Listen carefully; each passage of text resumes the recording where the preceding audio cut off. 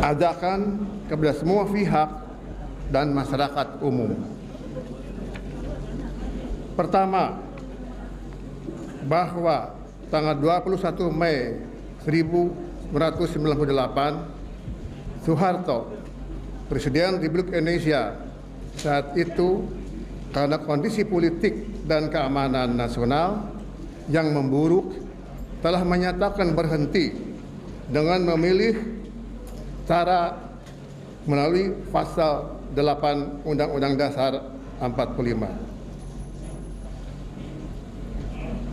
Keadaan ini telah menimbulkan persoalan konstitusional dan persoalan kehidupan bangsa, masyarakat, dan negara yang memprihatinkan. Sebagai akibat dari itu dapat dilihat: pertama, penunjukan Saudara B.J. Habibie oleh Soeharto untuk menjadi Presiden Republik Indonesia dan disumpah di depan Ketua Mahkamah Agung di Istana Negara menjadikan dia dan pemerintahannya tidak mendapatkan legitimasi luas dalam masyarakat dan kredibilitas di dunia internasional. Kedua, kepercayaan rakyat terhadap DPR, MPR, serta pemerintah menjadi semakin bertambah merosot sehingga membuat terpuruknya kehidupan bernegara dan kehidupan bangsa khususnya di bidang ekonomi dan politik. Rakyat telah berpendapat bahwa Saudara B.J. Habibie dan pemerintahannya adalah kelanjutan dari sistem Soeharto, sehingga sulit dipercaya dapat menjalankan tuntutan reformasi yang dikehendaki rakyat. Dua, pemerintahan B.J. Habibie sedang berusaha mengatasi persoalan kehidupan bangsa, namun bahkan justru dapat menurunkan harkat dan martabat bangsa, sekaligus dibayangi oleh kegagalan maupun keterpurukan yang lebih parah. Sebagai contoh, pertama, tambahan bantuan IMF dan CGI sebesar 14 miliar dolar justru akan menambah beban hutang rakyat dan dapat menjadi ancaman baru bagi kebangkrutan ekonomi yang berkepanjangan. Kedua, birokrasi pemerintah B.J. Habibie yang tidak bersih dari praktek-praktek KKN diragukan akan berhasil memanfaatkan dana tersebut sehingga akan memperbayar ketidakpercayaan rakyat.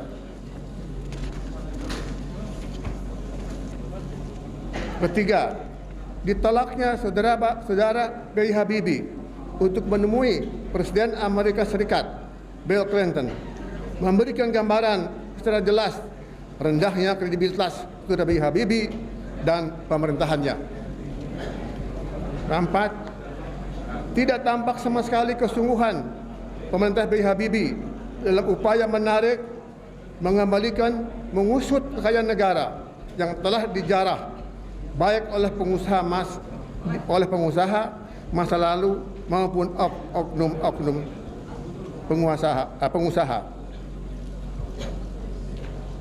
Kelima, terdapat indikasi kuat bahwa upaya pemerintahan B.J. Habibie terlalu memberi peluang pada pihak luar dengan dalih untuk membangkitkan kembali perekonomian bangsa.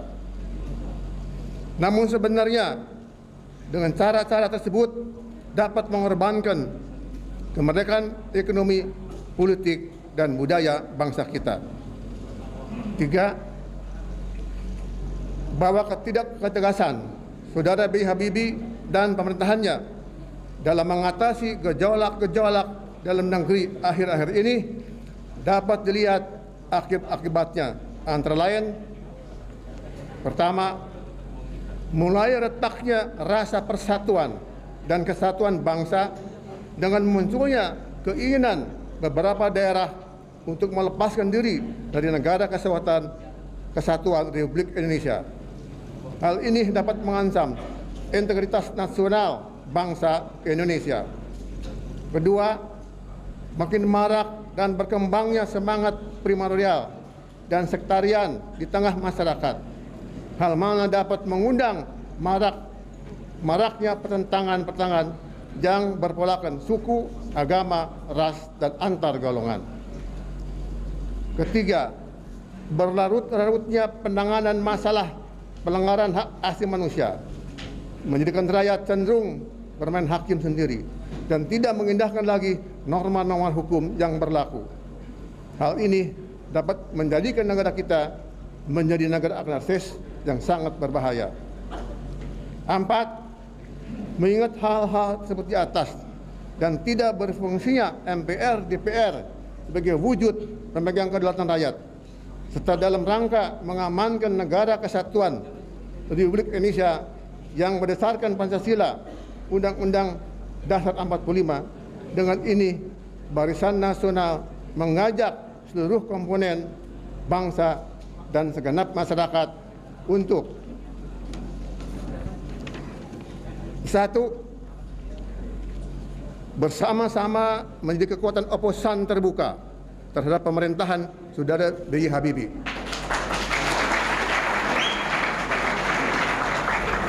Agar berani secara terbuka bahwa problem ekonomi saat ini tidak terlepas dari akibat problem-problem politik yang belum terpecahkan.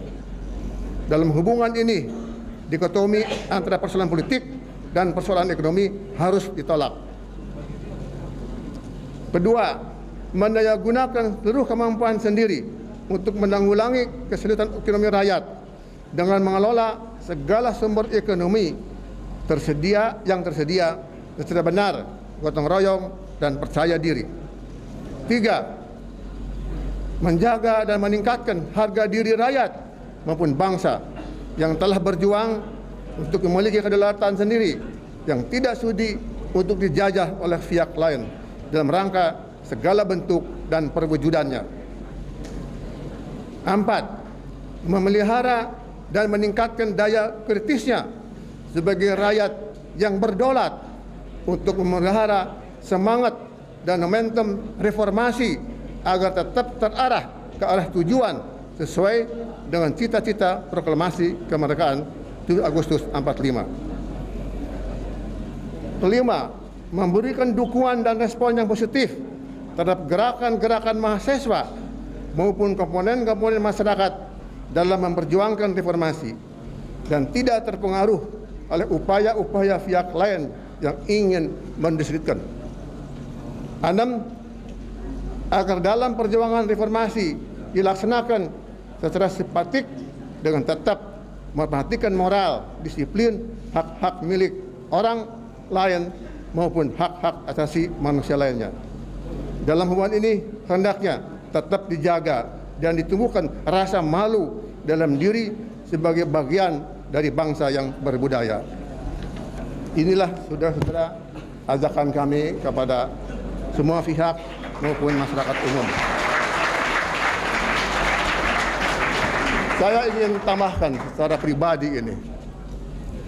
Kami menyadari bahwa dalam kalangan masyarakat banyak yang mempersoalkan masalah siapa dan apa itu Barisan Nasional itu. Karena kebetulan seolah-olah yang merintis ini yaitu para pensiunan ABRI. Dengan pengalaman yang sudah selama 32 tahun, di mana posisi itu yang saya menilai sepribadi. Bukan hanya ABRI-nya saja, tetapi juga golongan-golongan lainnya seperti Golkar. Semua ini menjadi korban semata-mata dari politik kenegaraan daripada Soeharto. Tapi kenyataannya yang dilihat oleh masyarakat adalah ABRI. Kami ini. Nah, inilah saudara-saudara yang mungkin ini mempengaruhi pikiran daripada masyarakat tentang apa itu Barisan Nasional ini, untuk apa itu. Dan saudara bisa jelas membaca di tabloid Detak. Itu laku itu. Saya mau beli tidak bisa lagi. Nah, disitulah kita secara terbuka Kami diantaranya dalam wawancara menjelaskan apa maksud daripada Barisan Nasional itu. Dan kami bersyukur bahwa ada orang yang mendakapinya. Saya bersyukur ada yang menanggapi yang baik dan juga yang tidak atau kurang baik. Buat saya tentunya yang penting yang tidak dan kurang baik ini sebagai bahan, sebagai bekal dalam perjuangan kami ke depan. Di antaranya yang menyampaikan itu adalah saudara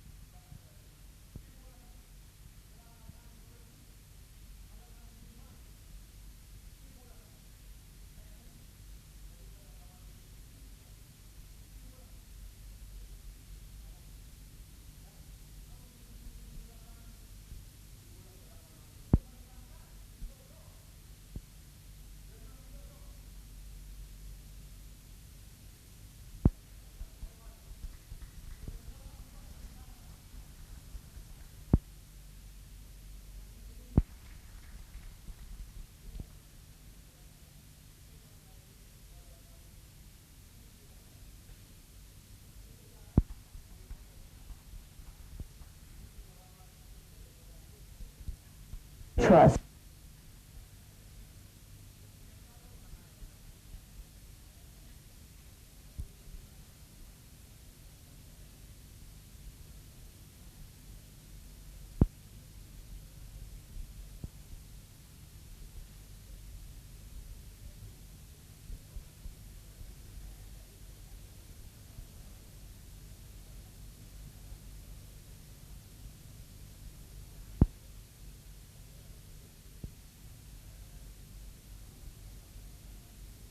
Ini sedang diuji oleh situasi keprihatinan yang semakin hari terasa semakin memuncak.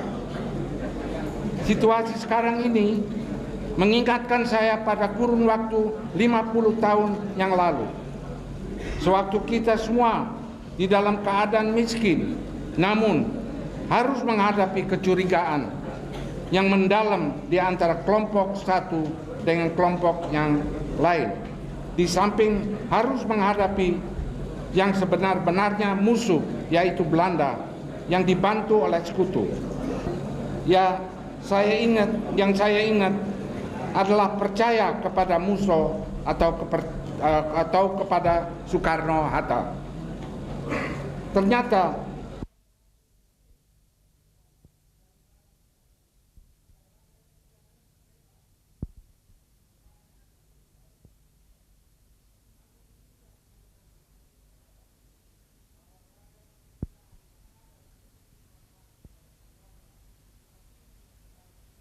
bertugas kepada Rahmat Witoelar CS yang telah dipercayai teman-teman untuk menangani kesekjenan dari gerakan moral yang bernama Barisan Nasional. Kepada para tokoh masyarakat yang tidak sempat diundang, kami mohon maaf tidak bisa mengundang seluruhnya.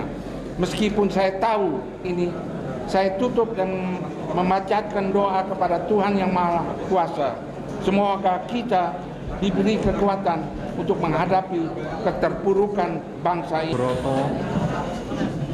Dan yang tadi pagi, tadi siang membawa saya kemari yaitu Saudara Ali Sadikin dan Saudara Solihin GB. Terus terang saja saudara-saudara, pagi ini saya ada tugas menerima banyak tamu dari luar negeri di kantor saya. Tapi sekonyong-konyong tadi saya didatangi 2 orang yang katanya mau menculik saya. Tapi karena roman mukanya adalah bukan roman muka penculik, maka saya akhirnya meminta kepada sekretaris saya, sudahlah, batalkan saja semua ini. Karena apa? Yaitu tamu-tamu tadi itu kan di sini bersama-sama mahasiswa melanjutkan perjuangan reformasi total. Itu yang membuat saya akhirnya mau merubah acara saya pagi ini. Apalagi pada waktu saya tanya pada mereka, sasaran utamanya apa daripada perjuangan saudara sekarang ini? Sasaran utamanya ialah mengembalikan kedaulatan rakyat ke tangan rakyat. Dan inilah saudara-saudara yang ingin saya gunakan sebagai sambutan sejenak kepada rapat ini. Yaitu kalau saya mengingat setahun yang lalu, pada waktu barisan perjuangan daripada pelajar-pelajar yang bersenjata, yaitu mengumumkan satu program reformasi yang kemudian gerakan itu ditawarkan kepada rakyat dan mendapat respons yang luar biasa dari dunia mahasiswa, yang akhirnya dapat menggoyahkan sistem lama yang memuncak akhirnya pada periode-periode bulan Mei, tanggal 10, 11, 12, 13, sampai memuncak pada tanggal 21 Mei 1998. Presiden Soeharto menyatakan sekonyong-konyong berhenti berdasarkan pasal 8 dari Undang-Undang Dasar kita yang mengatakan bahwa andai kata seorang presiden meninggal dunia, presiden tidak dapat menjalankan tugasnya dan berhenti, maka otomatis ada kelanjutannya silaturahmi. Kalau memang ini forum silaturahmi, itu bukan satu forum konstitusi. Oleh karena itu saya dapat mengerti bahwa banyak pihak yang ahli hukum konstitusi mengatakan sebetulnya berhenti secara demikian adalah tidak sah. Dan penunjukan Wakil Presiden Habibie sebagai presiden pun tidak sah. Inilah yang sampai sekarang mengganggu dan yang sebetulnya membuat bangsa kita itu terpecah belah. Sebab di samping itu ada yang mengatakan ini sah. Sehingga soal sah dan tidak sah itu nanti tidak hanya lagi akan ditentukan beradu argumentasi, tapi beradu kekuatan dahulukan tanpa mengabaikan bidang-bidang yang lainnya.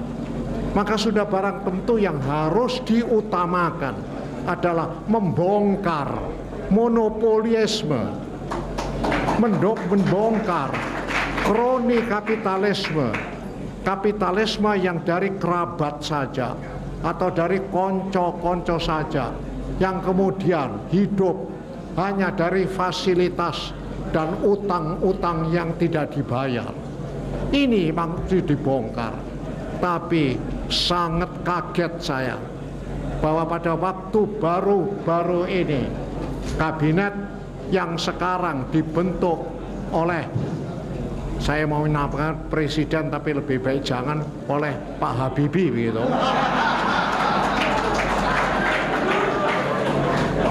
Itu adalah sekarang ini justru mengutamakan mencari utang dan bantuan dari luar negeri.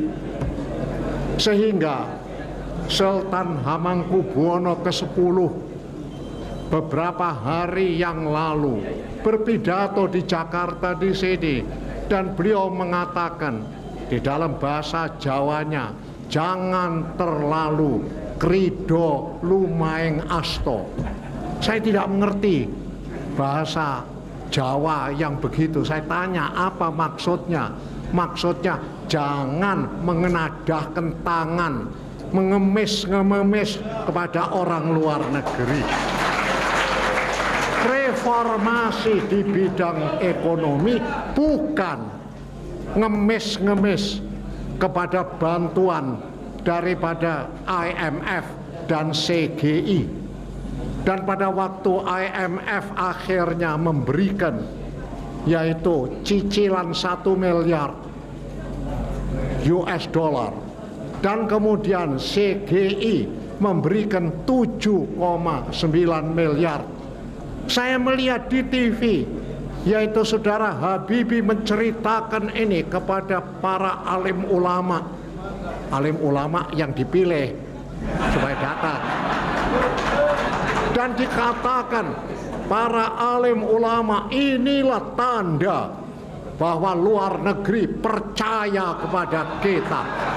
Maafkan ulama-ulama yang dipilih dan didatangkan itu tadi tepuk tangan semua.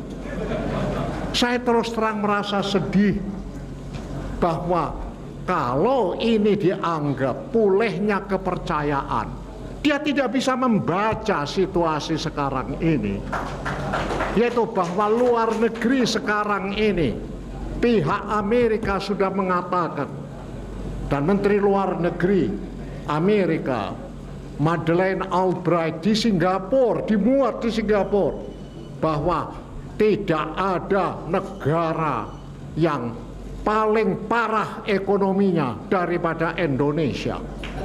Jadi bantuan itu justru sekedar untuk memberikan kepada kita itu rasa keprihatinan dari luar negeri, prihatin terhadap situasinya, bukan kepercayaan. Kepercayaan masih belum ada dari luar negeri. Ini harus berani kita ceritakan, dan saya sudah tulis kepada pihak pemerintah, ingat, baca, yaitu keterangan dari pihak Amerika, keterangan tax and money politics. Hadapi ini dengan kekuatan moral yang tidak kalah dahsyatnya dengan ledakan bom atom di Hiroshima itu tadi. Dan percayalah nanti sisa-sisa fasisme di Indonesia pun akan ikut berantakan. Sekian dan terima kasih.